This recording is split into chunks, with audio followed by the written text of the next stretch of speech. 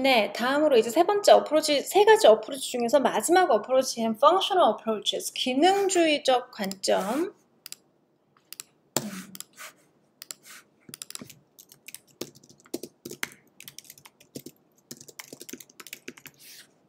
네, 기능적 접근권 보겠습니다. 앞서서 있는 nativist approach하고 functionalist approach는 그 근간은 유사해요. 즉 뭐예요?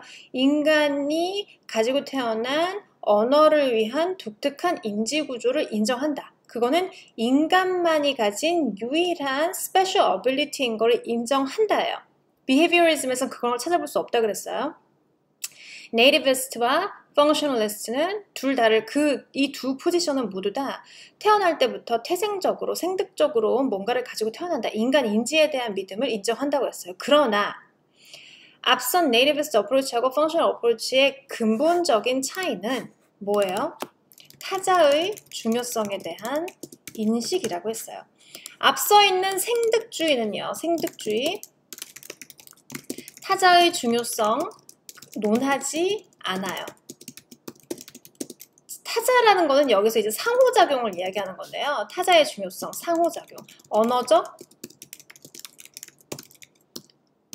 이렇게 언어 상호작용을 위한 타자. 이렇게 할게요. 타자가 왜 있어야 되냐라는 의미에서 언어적 상호작용을 위한 타자에 대한 인식. 생득주의는 언어적 상호작용을 중요하게 여기지 않아요. 뭐를 더욱 중요하게 여기냐면 해당 언어에 대한 노출, exposure, input exposure라고 할게요.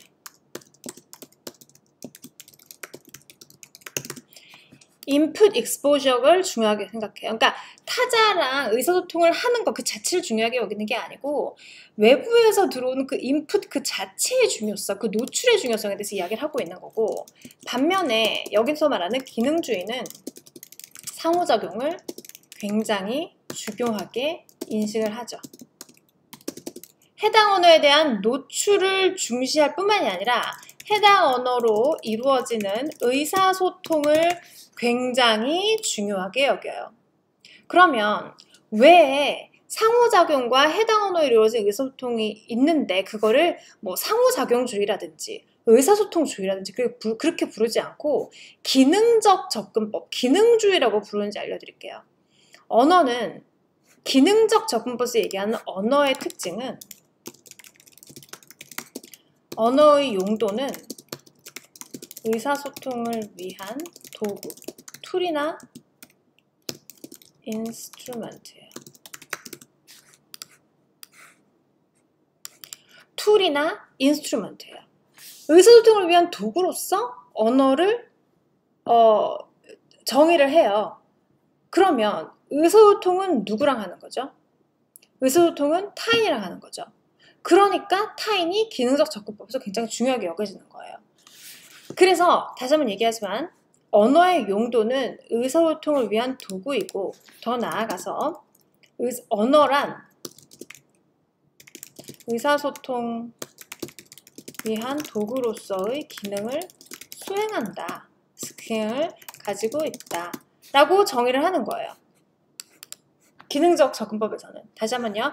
언어는 의사소통을 위한 도구이고 따라서 의사소통을 위한 도구로서의 기능을 가지고 있다라고 여기는 거죠. 그리고 그 의사소통은 누구랑 한다? 타인이랑 한다.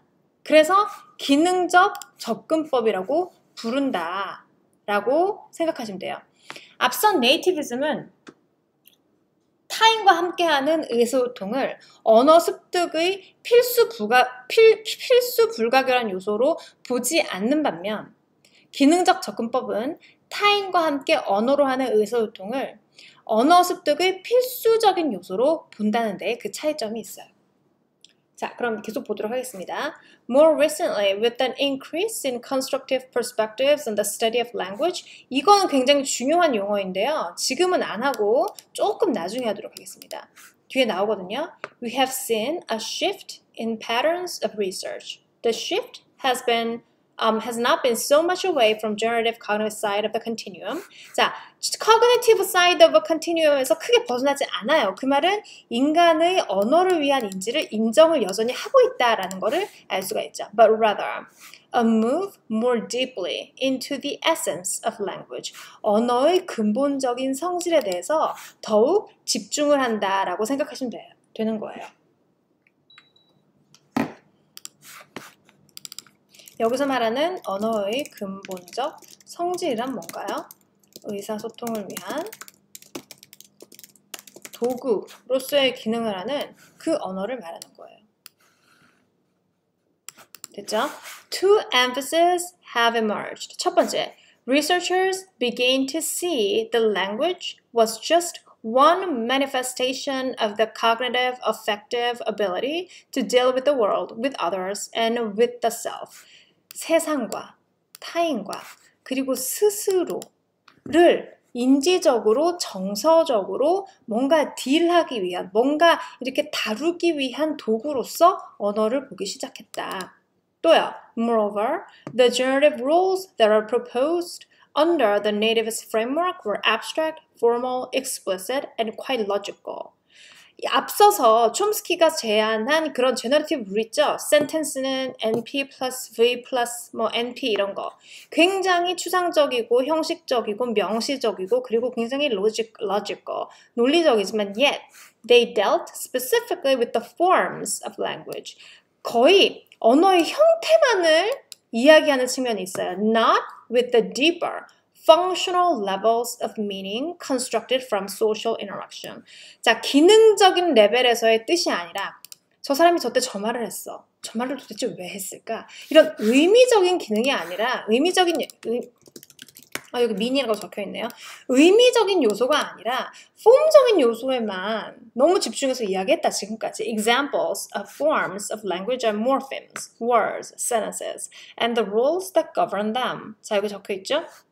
형태소, 단어, 문장구조, 그리고 그 모든 것을 아우르는 그런 법칙들, 그 법칙들, 폼적인 측면에서만 이야기를 하고 의미는 너무 이야기를 안 했다. Functions are meaningful. 그렇지만 언어라는 것이 언어의 기능은 상당히 의미적이고 interactive purposes within a social context. 인간 세상에서 언어란 굉장히 사회적으로 의사소통을 위해서 상호작용인 측면에서 이야기를 회자되는 측면이 있고 they are accomplished with the forms. 형태를 이용해서 그 펑션을 수행하려고 하는 것이지 형태 그 자체가 언어의 목적이자 목표는 아니지 않는가 하는 더욱더 언어의 쓰임새, 언어의 문법이 아니라 언어의 실용적 쓰임새에 집중한 접근법이다 라고 보시면 되시겠어요. 되셨죠? 자, 그럼 여기서 이제 두 가지로 나뉘어지는데 하나가 cognition and language development. 인간의 인지와 그리고 언어 발달이 어떻게 일어나는지. 또 하나가 social interaction and language development. 사회적인 의사소통, 상호작용과 언어 발달이 어떻게 일어나는지. 즉 두 가지요. functional approach에서 강조하는 거는 language development의 결정적인 역할을 하는 것은 첫 번째가 뭐다? 인간의 인지. 그러니까 네이티비스트에서 얘기하던 cognition을 여전히 인정을 하고 추가적으로 또 랭귀지 디벨롭먼트에 반드시 필요한 무언가는 사회적인 상호작용이라고 적혀 있죠. 그 두 가지가 들어오는 거예요. 요거 하나가 추가됨으로써 앞에 있는 어디 갔죠? 그 Venn diagram. 요 부분에서 결별을 할 수가 있는 거죠. 아시겠죠? 자, 보겠습니다. 실제로 Cognition and Language Development 보실게요. 파워포인트는 좀 나중에 보도록 하죠. 자, Bloom이라는 사람이 뭐를 주장을 하게 되냐면 could gently illustrate the first issue in her criticism of pivot grammar 쭉 내려가서 여기 너무 semantics 아니면 pragmatics적인 측면이 나와서 여기서부터 볼게요. By examining data in reference to context. 이게 중요해요. 맥락.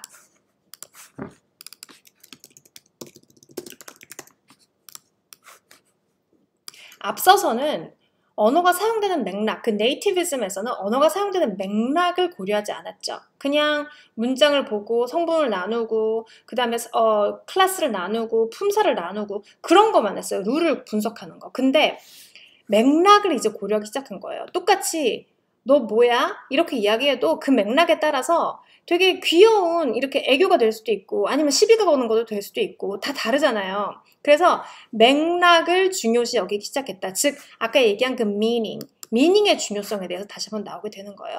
단어의 뜻이나 문장의 뜻은 맥락에 따라서 다르게 해석될 수가 있는 거거든요. 자, 그래서 이 맥락을 고려해 보니까 Bloom concluded that children learn underlying structures and not superficial word order. 단어의 추상적인, 피상적인 그 순서를 배우는 게 아니라 depending on the social context, 사회적 맥락에 따라서 mommy suck could mean a number of different things to a child. mommy suck이라는 똑같은 단어, 문장도 아이에게는 다른 의미로 받아들여질 수 있다라고 적혀 있네요. 한번 볼까요? 위에서 어떤 예시가 있었는지. 보세요. For example, in the urns, mommy suck. 엄마 양말이래요. Which nativists would describe as a sentence consisting of a pivot word of and an open word. 자, 네이티비스트 뭐라 할까요? 근데 MP와 MP, mommy has a sock, MP 두 개의 결합이다. 앞에 있는 게 주어의 역할을 할 것이고 뒤에 있는 게 목적어 역할을 할 것이다. 왜냐하면 영어에서는 앞선 것이 주어고 뒤선 것이 목적어니까 라고 이야기할 거예요. 그런데 Bloom found at least 3 possible underlying relations. 하나는 mommy, 이거 agent, action 이런 건 얘기 안 할게요. 여러분 잘 모르시니까 3가지 의미가 가능하대요. 맥락에 따라서. 하나는 mommy is putting the sock on. 이런 맥락에서 아이가 이 얘기를 하면 이 뜻이고 mommy sees the sock. 이런 식으로 맥락에서 이걸 얘기하면 이 뜻이고 mommy's sock. 엄마의 양말. 또 이런 맥락에서는 이 뜻일 수 있고 따라서 그 워드 오더는 똑같아요. 엄마, 양말. 그렇지만 아이가 어떤 상황에 처해 있는 상태에서 이 말을 했느냐에 따라서 뜻이 달라질 수 있다라고 이야기한 게 누구다? Functional approach라는 거예요. 맥락의 중요성. 됐죠? 계속이요. 쭉 내려가서 여기요. children's interaction with their environment. 따라서 아동은 꾸준히 environment와 interaction, 상호작용을 하고 있고 equipped with conceptual interpretive abilities for categorizing the world. 마음속으로 어떤 의미 있게 그 단어의 뜻이라든지 그 문장의 뜻을 정리할 수 있는 그러한 능력을 갖고 있는 것 같다라고 이야기를 하고 있죠. 따라서 아까 얘기했던 cognition, 앞서서 얘기한 nativism은 그냥 UG, LAD 이걸로 끝이라면 뒤에 나오는 이 cognition은 조금 더 맥락과 언어 사이의 의미관계를 찾아서 알맞은 의미로서 언어를 정리할 수 있는 그러한 cognition에 대해서 이야기를 하고 있는 거예요. 그러니까 form과 약간 결별을 하고 form보다는 더 의미에 기반해서 문장을 파악하고 분석할 수 있는 그런 인지를 아동들이 가지고 있다라고 이야기를 하는 것이 여기서 이 functional approach에서 이야기하는 cognition의 특징이라고 보시면 돼요. 네이티비스트에서 cognition은 form을 습득하는 그 자동적인, 그 무의식적인, 그 천부적인 재능이었어요. 그렇죠? 계속 가보도록 할게요. 다음, social interaction. 이제 두 번째의 중요성이에요. social interaction은 왜 중요하냐? 봅니다. In recent years, it has become quite clear that language development is intertwined, not just with cognition and memory, but also with social and functional acquisition. 네, 이쪽에서도 굉장히 중요하게 받아들여지는데 어디를 보시냐면 저 밑에요. What do children learn about talking with others? 자, 아동들은 다른 사람들과 이야기하면서 무엇을 배울까 이야기해요. 이 중에 학습이 일어난다는 거예요. 아이고, 다른 사람들과 이야기를 하면서 학습이 일어난다는 거. 다른 사람들과 하는 그 말하기를 뭐라 하나요? discourse, 담화라고 하죠. 앞에서 했어요. 담화라고 하죠. 계속이요. The interaction between hearer and speaker. 그리고 듣는 사람과 말하는 사람의 상호작용. Conversational cues. 의사소통 중 일어나는 다양한 어떤 지시들.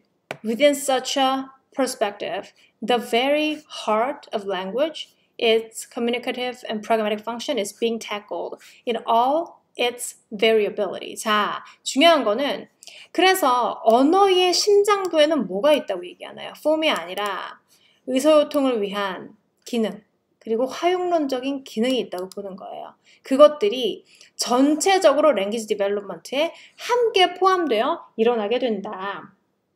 따라서 performance level of language, 언어를 수행하는 데 있어서 이렇게 상호작용을 잘 하는 것이 아주 중요한 언어 발달의 중요한 기폭제가 될 수 있다라고 이야기를 하는 거예요. 볼게요. The overt responses that was also carefully observed by structuralists. 자, performance하고 competence의 차이가 나오네요. 자, 간단하게 설명을 드리자면 competence는 언어에 대해서 아는 능력이에요. 내가 그 언어에 대해서 얼마나 알고 있고 내가 말을 할 때 정문과 비문을 구분할 수 있고 performance는 언어를 실제로 수행할 수 있는 능력이에요. 따라서 어떤 차이가 있냐면 영어를 배우는 한국인은 문법 수업을 열심히 들었다면 특정한 영어를 보고 특정한 영어 문장을 듣고 이것이 문법적으로 맞다 안 맞다를 판단할 수 있는 컴피턴스 있을 수 있어요. 그렇지만 그 언어를 실제적으로 수행함에 있어서 좀 불완전하고 좀 덜 자연스럽다면 그거는 컴피턴스는 갖추었대 퍼포먼스는 떨어진다라고 이야기를 할 수 있는 거죠. 언어는 실제로 사용하는 게 핵심이잖아요. 그래서 얼마나 많이 아느냐 그것보다 더 중요한 것이 실제로 그 언어를 얼마나 잘 사용할 수 있느냐예요. 얼마나 잘 사용하느냐 거기에는 상대방과의 인터랙션이 얼마나 자연스럽고 유창하게 이루어지느냐 내가 목적으로 하는 의사소통 언어 활동을 얼마나 성공적으로 수행할 수 있냐 그게 반드시 들어오게 되죠. 그래서 언어 발달에서 사회적으로 상호작용을 하는 것 그 자체는 언어 발달을 촉진시켜줄 뿐만 아니라 언어 발달을 얼마나 잘했나라는 어떤 지시자가 될 수도 있다라고 동시에 이야기를 하고 있는 거예요. 되셨죠? 자, 그러면 여기 같이 보도록 할게요. Functional approaches 보겠습니다. 두 개의 강조점. 하나는 뭐가 있어요? There is something more than forms of language. 형태만 중요한 게 아니라 deeper functional level. 의미적인 측면도 중요하다. Constructed from social. 인간 상호작용에서 어떻게 이렇게 결합되어서 나오는 거죠. Interaction. 이라고 보시면 되시겠습니다. 다음. 어쩌고저쩌고는 are the meaningful, interactive purposes with the social context that we accomplish with the form. 이거는 뭐예요? function이죠. language functions.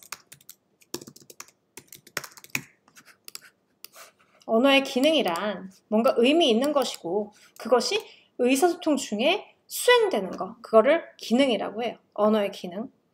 그렇다면 cognition and language development를 보시면 children learn online structures and not superficial word order. 자, 사실은 이 word order가 똑같지만 상황에 따라서 뜻이 이렇게 달라질 수 있다고 이야기를 하면서 어떤 것의 중요성? social context, 사회적 맥락의 중요성.